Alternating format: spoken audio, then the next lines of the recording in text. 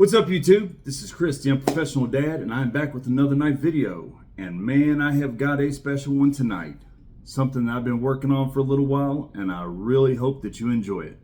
But before I get started, I want to thank everyone that has been watching my videos up to this point, anyone who has already entered my contest, anyone who has followed me or liked or subscribed to any of my videos. Left me a comment. I greatly appreciate it. It's not lost on me that you have a lot of options that you can choose from. So I am very appreciative of anyone who takes their time to spend with me as I blabber on about my knives and my love of knives. So I greatly appreciate it and thank you. And I want to remind everyone that I have a big knife giveaway that's going on. All you have to do is look back through my channel, find a previous video called my first knife giveaway. It'll tell you exactly what you've got to do to enter and possibly win. On January the 3rd of 2025, someone is going to get a $200 budget to Blade HQ to go on there and pick out the knife of their choice, and it's going to be on me.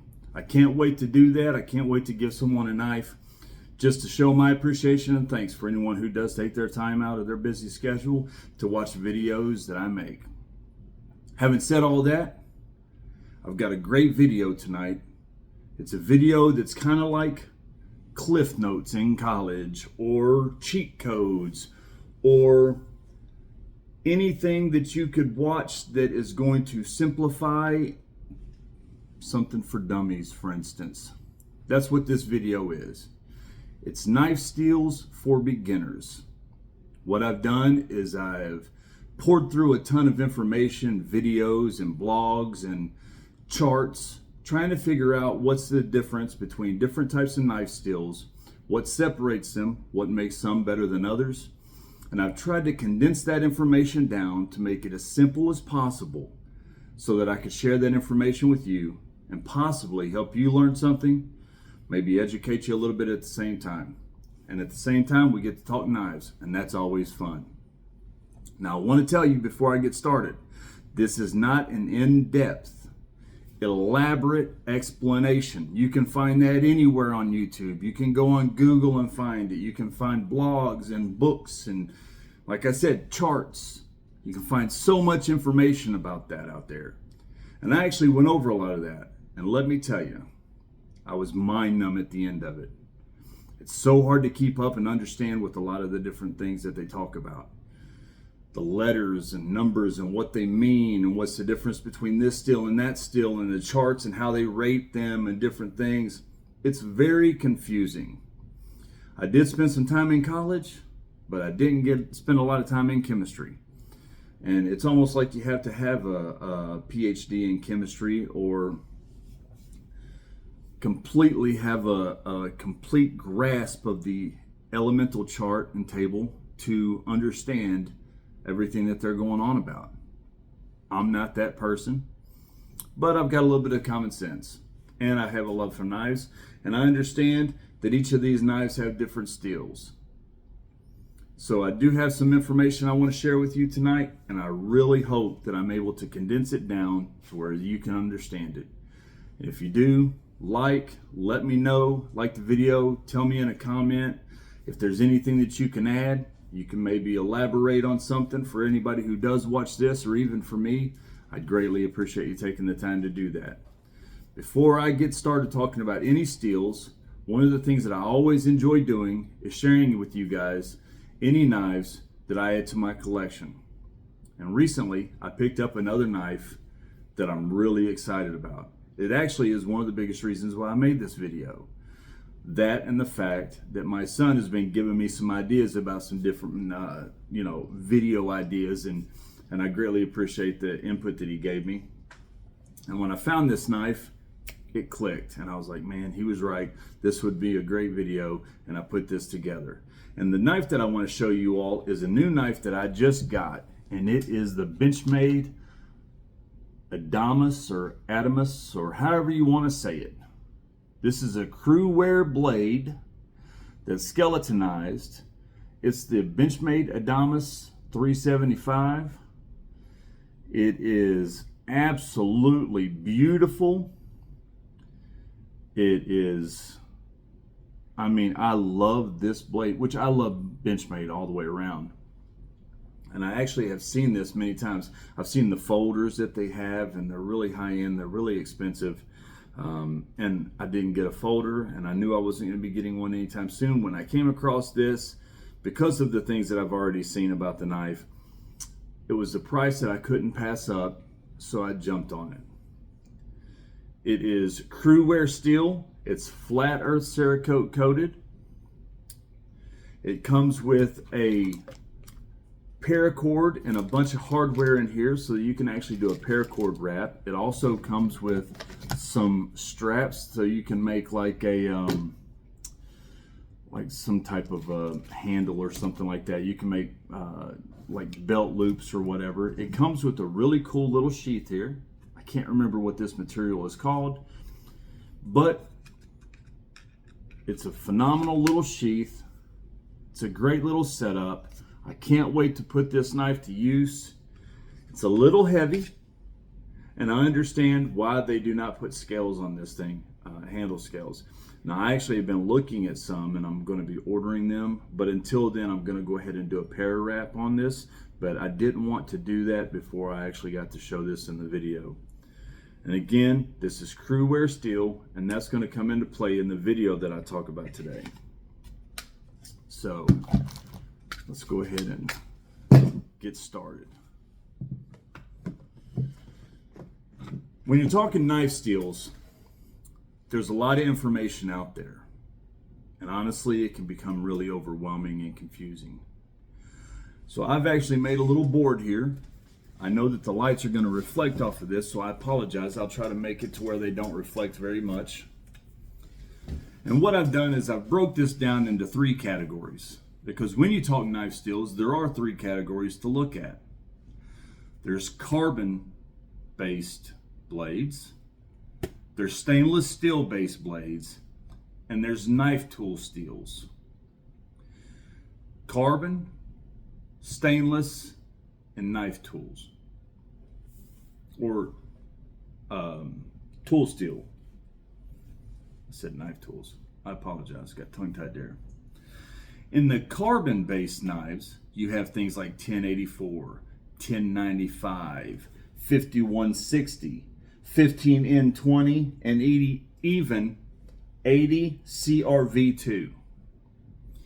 High carbon steels are like your 1095s. This right here is a 1095 Ontario Knife Company, a RAT3. Now this is 1095. High carbon steel knives are blades and knives that are incredibly durable and tough. High carbon blades are tough. They're strong. A lot of the knives that you're going to see as choppers or knives that you can baton with, things like that, they are going to be your high carbon knives. Now there's some give and take with carbon knives. They're incredibly tough, like really, really tough. They're not going to chip and break very easy. They're going to take a lot of beatings, a lot of wear and tear, a lot of abuse. But they have hardly any corrosion resistance. Therefore, they rust. You will see a lot of times 1095 or high carbon steel blades be coated. This one's coated black. I have an SE Zulu here. This is 1095 as well, and it is coated red. The reason that they coat those is because that helps prevent the corrosion and the rust. Now, not only are they more susceptible to corrosion and rust, but also the edge retention is not as great. So the edges will wear down quicker. The great thing about 1095 or any of your carbon steel knives is that they're easier to sharpen and to hone the edge. So they're much easier to manipulate when they do go dull. Take a good sharpener, spend 5-10 minutes on it, and you got you an edge back on it pretty easy. Some of your stainless steel knives, not so much, and we'll get into those here in a second. But your high carbon blades, just remember, they're incredibly strong and durable, but they don't have a high edge retention rate, and they have hardly any corrosion resistance, therefore they rust. Now, before I move on, I want to give you some tips and tricks really quick about carbon blades. Number one, if you do not have a blade that's coated, well, even if you do have a blade that's coated, one of the easiest ways to resist corrosion and rust on your blades, if you want to make them last a long time and have a blade that lasts your lifetime, you need to do a little bit of maintenance and upkeep on them. And one of the best things that you can do is never throw them in a dishwasher, ever. That's the worst thing you can do for any of your knives, other than kitchen knives. Never throw them in a dishwasher. If you're going to wash them, use a mild, non-abrasive detergent soap and wash them off, and then completely dry them. Do not use oils. Don't use cooking oil, motor oil, WD-40. Don't use those kinds of oils. If you absolutely have to, do what you need to do. You don't want your blades to rust. But when you use oils, even if you dry them off, there's still going to be a residue. And every time you put those in the sheaths, it's going to build up a gunk. It's going to wear out your sheaths. It's going to build up a gunk inside your sheaths. It's just not good for your blades. Also, because it attracts dust and abrasives, and it will scratch your blade. It's not good for them at all.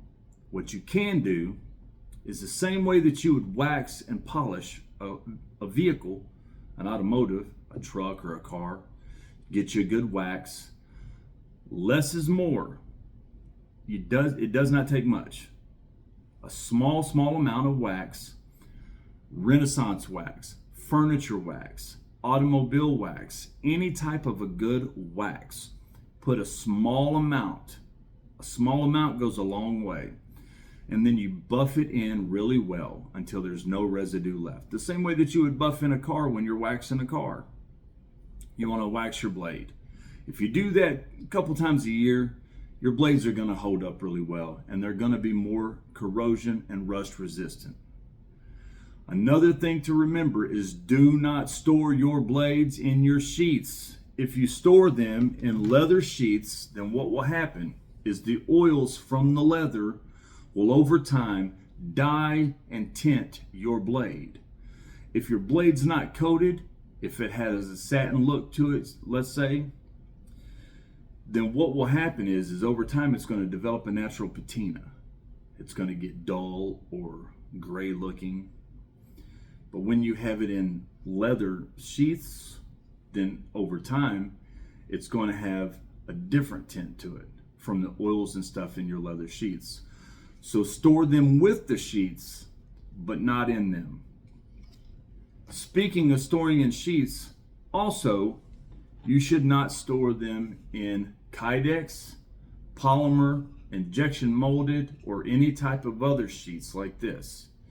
The reason why is, I'll give you an example. When you buy a firearm, like a Glock, and you got a magazine, they tell you, never store your magazines completely loaded. If you do, it puts too much tension on the springs, and if you store them like that, the springs will lose their bounce. They will go bad in time. And so you should never store them more than half full, if having any at all, ammunition at all in your magazines. I know different people, different strokes for different folks, but it's a very wise practice not to store your magazines fully loaded. And the same concept applies with your sheaths. When you store the knife in your sheath, what will happen is over time, it will develop, it will just wear out the for instance, you hear that snap? Well, over time, that's going to go away. It's going to loosen, it's going to soften, it's going to lose that sound. It's going to lose the term that you all know that term for Kydex sheaths. It's going to lose that over time. So you don't want to store any of your knives in the sheaths, whether it be Kydex, polymer, injection molded, plastic, or leather. It's just good practice. Store them with the sheaths, but not in them. Now, let's backtrack. So we've talked about carbon-based knives. Those are just high carbon steel knives. And again, things like the Rat 3 or the Azula, a lot of them are 1095 or 1084 high carbon steel. And they're usually going to be coated blades so that they don't rust. Going to be great and durable and tough and strong, but they're not going to hold an edge well, and they're not going to resist any corrosion or rust. They're going to rust fast. The second category is your stainless steel knives. Stainless steel knives are exactly that. They're stainless. They are going to resist rust and corrosion. They are also going to have a lot better edge retention, but they are going to lose a lot of the toughness. So the edge will hold an edge longer, but you can't do a lot of the same things that you can do with the high carbon. So you can't beat on them and bang on them and stuff without them running the risk of breaking or snapping the tip in half or something like that. So they lose toughness, but they gain edge retention and they gain corrosion resistance. Now you've got so many different areas in this category of the stainless. You have 440C, 420, 440A, 440B. You've got AEB-L, 154CM, CPM 154. You've got all the CPM and CPMSs. You've got Nitro V. You've got Double Clad. You've got VG10. You've got AUS 8. You've got so many different, you got Sandvik 14C28Ns. You've got so many different categories of stainless steel. I'm going to get into what makes those different here in a minute. A few more options or examples of stainless are S90V, S35 and S45VN, MagnaCut, Crewwear, LC200N. There's a lot of different types of stainless steels, and I'm going to get into breaking those down and explaining to you in a second the difference between these stainless steels and what makes one different than the other. The third category inside of the knife steels is tool steels. This is your A2, your D2, your O1, your W2. You have several different tool steels. Tool steels are what you're going to find on drill bits, on chisels. A lot of your budget knives have D2 steel. That's a tool steel.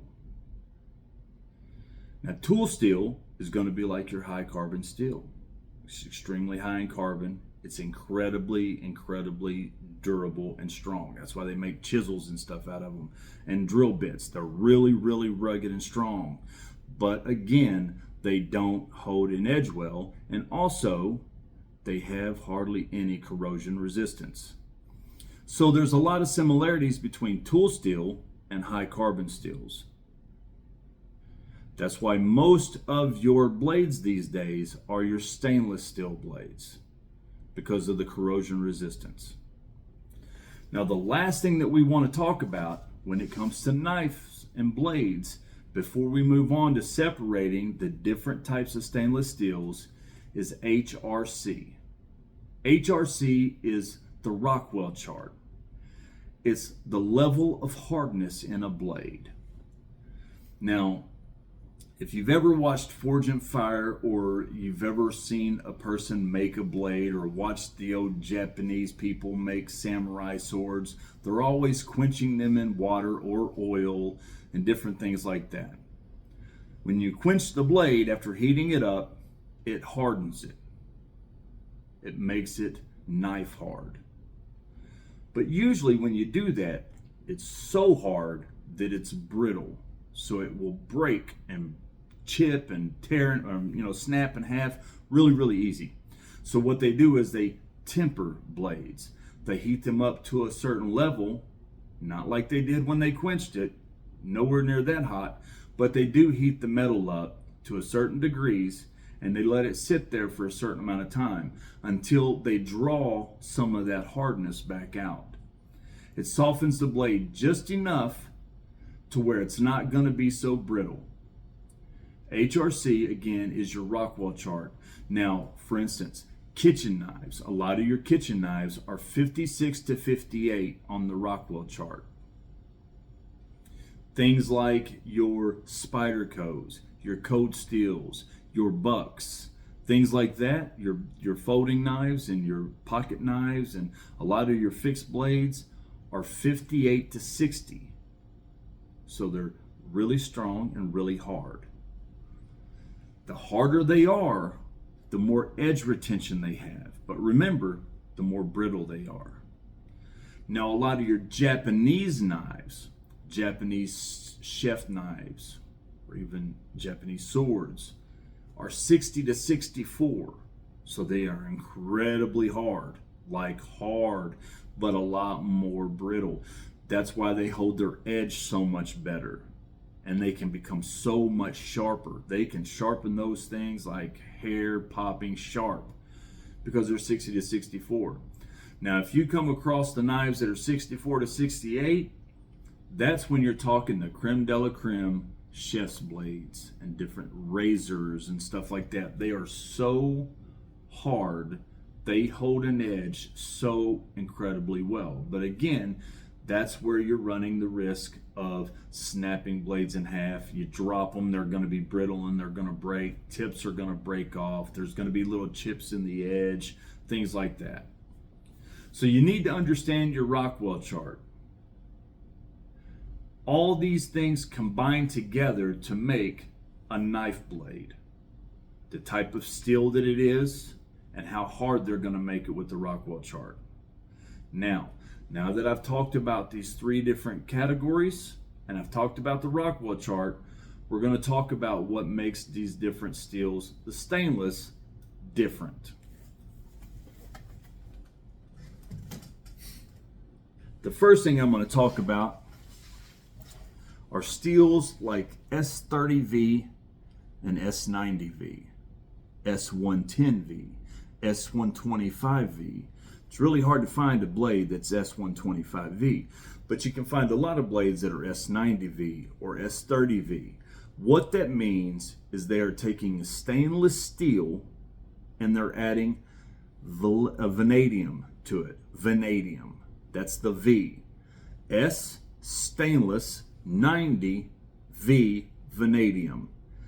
90 means it's 9% vanadium. So they're adding, for instance, this blade by Benchmade, the Steep Country, is S90V. They're taking a stainless steel blade and they're adding 9% vanadium to give it an incredibly hard blade that's going to hold an edge really, really well. That's also going to allow them to thin the blade out so they don't have to have it as thick. Because the more durable it is and the stronger it is, the more it's going to stand up to, the more abuse it's going to stand up to, the more resistance it's going to give. The ultimate goal is to take stainless steel blades and give them the toughness of 1095 or other high carbon blades so that you get that toughness, but you're also getting the built-in corrosion resistance and edge retention of stainless steel. So they add vanadium to it to build that toughness up. So that's what the V on S90V stands for. S stainless 90V. S35VN and S45VN, like your SE4s. This is, I'm pretty sure, S35VN. S35VN. That stands for stainless 35VN, vanadium and niobium. Niobium. It's another element. So it's stainless, 3% vanadium, and niobium. S35VN. They are taking a stainless steel blade and adding 3% vanadium and niobium, trying to make it tougher. The more vanadium they add to it, the tougher it's going to get. the harder it's going to get, the better that edge retention will be. Now here's the give and take in that though. The harder it is, like this S90V, is going to be a lot harder to sharpen once it's dull than that S35VN, or than an AUS 8, or a D2, or a carbon steel knife. You have things like Bowler M390. Now, Bowler M390, what is that? Bowler M390 is an Austrian stainless steel. It's just a stainless steel that was created in Austria, their own little configuration, their own little chemistry project to come up with their own stainless steel with the numbers that they wanted to put into it. A lot of your Bowler steels you will find in, again, razor blades and things, but Bowler M390, it's an Austrian stainless steel. You have VG10. VG10, don't get caught up on the VG10. That's just a Japanese stainless steel that they are trying to make a stainless steel and trying to make their little recipe to make it as strong and durable as possible. AUS 8 is another Japanese stainless steel. Sandvik 14C28N, that's a Swedish stainless steel that they've created in Sweden. So we get so caught up when we're looking at knives and we see these different numbers and letters and we overcomplicate it. A lot of times it's just where they're made that goes into the name, and then just the recipe of how much vanadium or chromium or niobium is in it. They're starting to add more tungsten into some knives now. Now when you're adding tungsten into it, you're getting a lot harder blades. I mean really, really hard blades. Tungsten is incredibly hard, like incredibly hard. But guess what else it is? Brittle. So they try to come up with recipes where they can get that, but they also do not have the brittleness. No. Sorry, my dog. Down. So we have all these different steels to choose from. We have all these different things to look at. For instance, we have knives that you can buy. This is W2. This is a tool steel. This tool steel is incredibly strong, but it's going to rust. So they coat the blade and then you have to wax it and different things like that, but it's incredibly hard and strong because it's a tool steel. D2 is a tool steel. Now here's the great thing about D2. The reason why you see D2 on a lot of budget blades is because it's a tool steel that's really hard and really durable. So it's going to be a pretty good metal that's going to hold up. It doesn't have the best edge retention. It doesn't have the best corrosion resistance. It doesn't have the best toughness. But across the board, it's okay in everything. So it's a budget steel. So we try not to get caught up on too much of the stuff. AEBL is a European steel. The AEB, B for Bowler, it's a Bowler steel. So a lot of times the letters and numbers that we see are just representations of where it's made, but we think it's far more complicated than that. I want to talk about MagnaCut, and to do that I want to talk about Goldilocks and the Three Bears. Goldilocks goes in and she finds 3 bowls of porridge. One is way too cold. One is way too hot. The other is just right. She wants to go to bed. She lays down. One bed is way too soft. One bed is way too hard. The other bed is just right. Now in the world of knives, MagnaCut, this right here, this is a T.J. Schwartz Overland. It's an amazing knife. It's in MagnaCut. I've had this knife not very long. I absolutely love it. It's not a cheap knife at all, but I love this knife. And it comes in MagnaCut. MagnaCut is the Goldilocks version of knife steels. And what do you mean by that, Chris? What do you mean Goldilocks version of the knives? Well, carbon knives are really tough. Stainless steel blades are really stain resistant and good edge retention. But both of them miss something. Neither one of them is all in one. But at the end of the table, you've got MagnaCut. It's just right. It has high levels of edge retention, really high levels of corrosion resistance, and because of the recipe that they've used to create it, it also has high levels of toughness to get it closer to that carbon steel knife blade that we're going for, that toughness.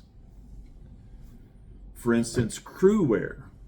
Crewware is a air hardening tool steel process similar to D2. So it's a tool steel. And they've configured this tool steel that's similar to D2 in a way to give it better corrosion resistance and edge retention. So they are taking the carbon recipe and they are adding things to it to bring up the other levels that it's lacking on. To whereas stainless steel is taking the stainless steel recipe and they're adding vanadium and different things to bring up the toughness like your carbon steel knives. So across the board, there is no perfect blade, there is no perfect knife, there is no perfect metal, but they're coming out with new blade steels every single day. And when you really get into it and research it, you find out that as soon as you learn everything that you can about one, they're going to come out with another and you got to start the rabbit hole again. You got to go down rabbit trails and read this and research that and learn this and learn that and everything else. A lot of your metals today are CPMs. That stands for Crucible Particle Metallurgy. And they are powdered steels. Instead of ingot steels, they are powdered steels. Literally powdered steels. They take powdered steel and they form blanks out of it. They heat it up, compress it together, bond it together through heat process and pressure, and they form blanks. And then they take those blanks and press out blades out of it. So that's how they are able to manipulate those metals to get different things, because they're powdered steels, so that they can take different things and add to that powder like a recipe. It's baking a cake, so to speak, except for you're baking a metal instead of a cake. So stainless steel blades, carbon steel blades, tool steel blades, they all have the things that they're really good at, and they all have the things that they're not so good at. And ultimately, they're trying to manipulate steels to get one that is finally good, really good at all of them. I want to read off some numbers here really quick. This is where it might get a little too monotonous and boring and too over the top, and I might even not should do this, but I'm going to anyways. I'm going to give you an example of what I mean by this. They are trying to make this an all-around steel. Actually, before I do, let me do a different one. Let's do D2. There are charts that they go by: toughness, edge retention, and corrosion. All right, edge retention is a chart up to 12. Toughness and corrosion resistance both go up to 10. I'm going to read D2 for instance. In D2, edge retention, it gets a 5. Not even half. But that's not bad for a budget steel. It gets a 5 on edge retention. On toughness, it gets a 3.5. On corrosion resistance, it gets a 4.5 out of 10. So it's right there, just a budget steel. It's not very good at anything, but it can hold its own in everything. All right, let's look at Bowler M390. Edge retention, it's 6.5. It's really good for edge retention. Toughness, though, it's 3.5. Corrosion resistance, because it's a stainless steel, it's a 9. So it's really low in the toughness, pretty decent in edge retention, really good in corrosion resistance, but it's really low in toughness. What's another one? I'll tell you one. LC200N. LC200N is a knife steel that you're seeing in a lot of the Spyderco Salt series. Different knives like that. LC200N is a knife steel that is incredibly corrosion resistant. Therefore, it's in Spyderco's Salt series. To give you an example though, LC200N on the edge retention is incredibly bad at 3. But in toughness, it's 8.5. And in corrosion resistance, it's a 10. A 10. It is going to stand up to all kinds of abuse. That's why people are going to be around salt water or just water in general. If you're going to be using it in lakes or fishing or anything like that, any type of situation where it can lead to corrosion on the blade, LC200N is going to resist that corrosion really well. So they've doctored that steel and they've tinkered with the recipe to give it really high corrosion resistance. But it lacks on the edge retention. Let me see another one here. Let's just go ahead and do MagnaCut because that's ultimately the big one. MagnaCut, to give you an example, MagnaCut for the edge retention. Now here's the thing about MagnaCut. Everybody thinks it's this ultimate primo knife steel. It's got the best edge retention, blah, blah, blah. It's a 5 on edge retention. It's a 5. But it's a stainless steel that has a 7 in toughness. Normally your stainless steels do not have a very high toughness rate. They have a high corrosion resistance and they have a better edge retention, a medium to high end edge retention. And 5 is right there around the average. But it's a stainless steel that has a 7 in toughness. They have found a way to bring a stainless steel closer to that 10, because it goes to the 10 in the chart, and bring that toughness level up. And it has a 9.5 in corrosion resistance, like most stainless steels do. It has really high corrosion resistance. That's what makes MagnaCut so good. It already had the edge retention, the average edge retention of most stainless steels.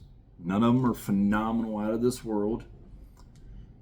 But it has the normal corrosion resistance of stainless steel, which is usually really good, and this is better than good. It's 9.5, so it's really, really good. But they have found a way to bring the toughness of the steel really high, to a 7. A 7. That is incredibly high for a stainless steel, incredibly high. So you have an overall, all things considered, well-rounded, all-around steel, which is what makes MagnaCut so great. MagnaCut is a phenomenal steel because it's not a superstar at anything, but it is a star at everything. So, jack of all trades, ace of none, they talk about some people. Well, this falls into that category for knife steels.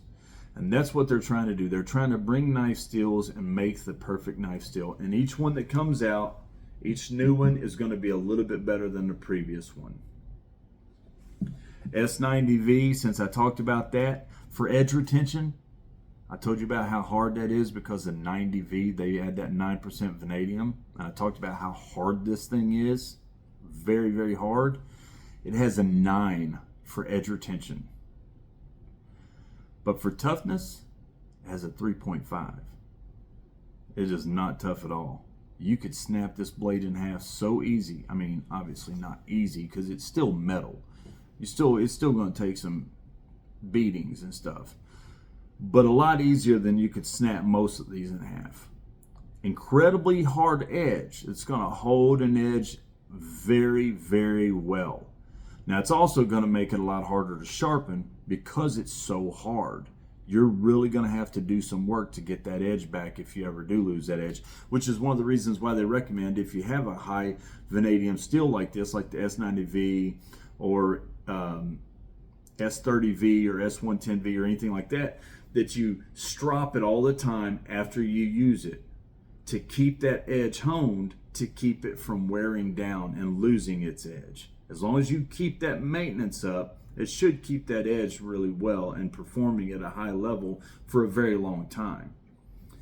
But a 9 on the edge retention, but a 3.5 on the toughness. But again, remember, it's a stainless steel, so what do you think it's going to be on corrosion resistance? It's going to be really high. It's a 7.5.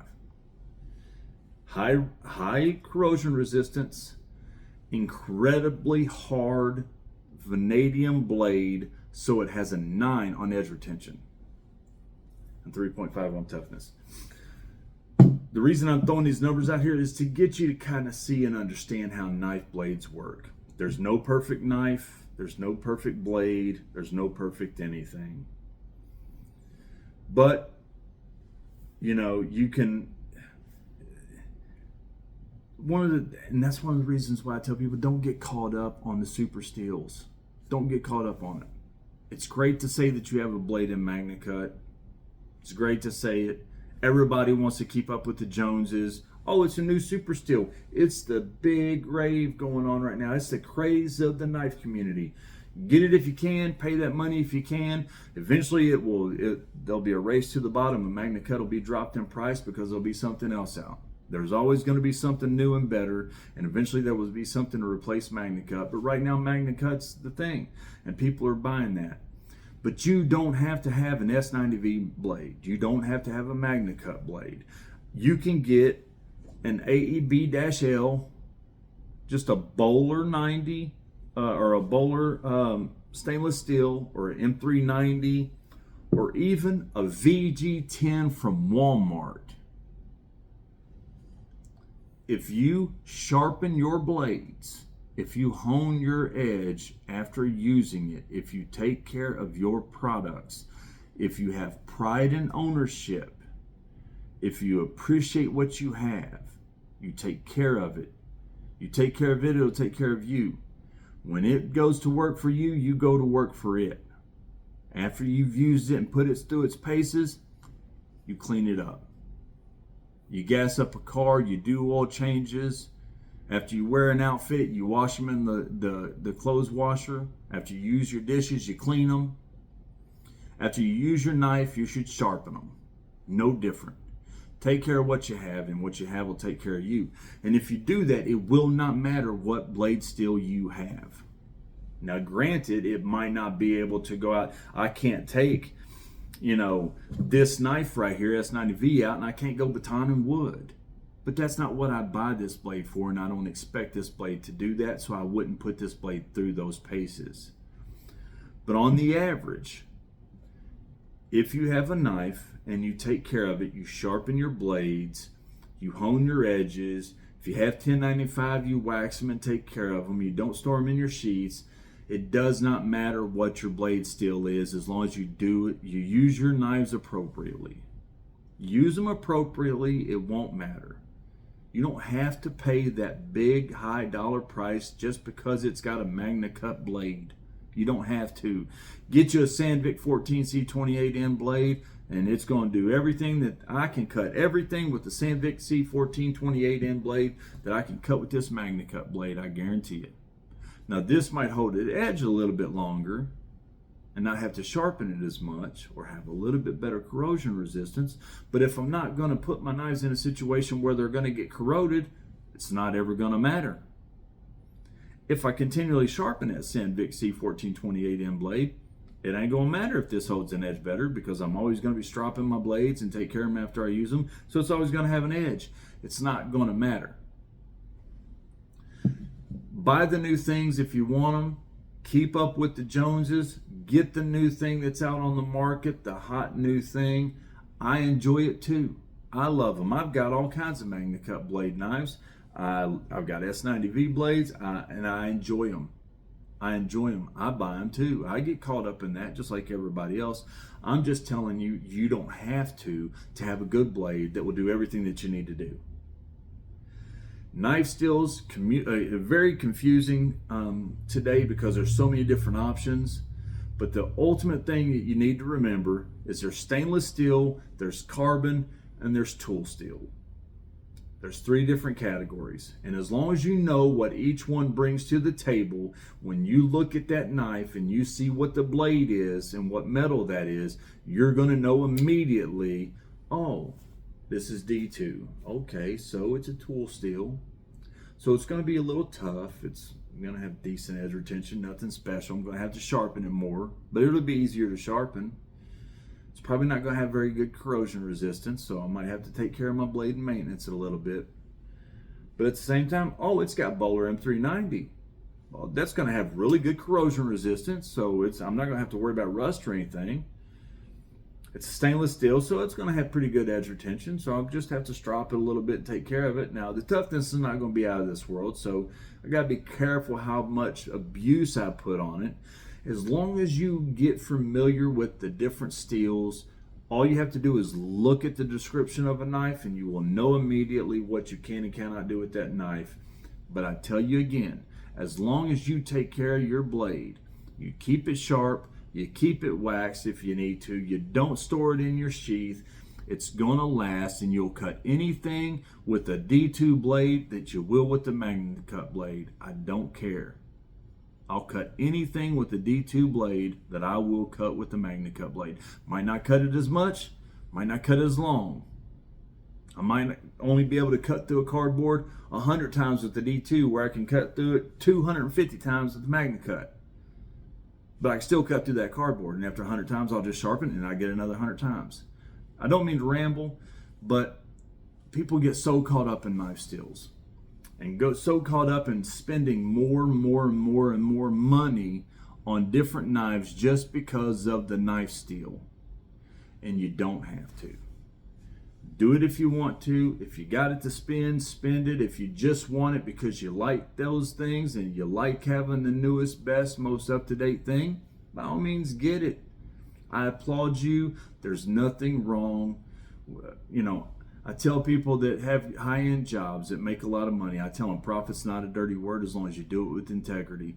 Well, having the nicest things and spending your money how you want to and buying the best that there is out there, there's nothing wrong with that either. As long as you enjoy it, you do it for the right reasons, and you don't do it just because you're trying to keep up with somebody else. So guys, that's all I got to tell you about knife steels. Remember, a big knife contest going on right now. Somebody on January the 3rd, 2025 is going to get a knife of their choice from Blade HQ on me. All you have to do is look back through my channel, see the previous video, my first knife giveaway, watch it. It'll tell you exactly what you got to do to enter. And on January 3rd, 2025, I am going to be ecstatic to let somebody know, hey, you just got a new knife. Go on to Blade HQ, pick out any knife you want. Your budget's $200. It's on me. Let me know what it is. I'm going to have it shipped to your door. I cannot wait to do that. I can't wait to share that experience with someone else and to pay it forward.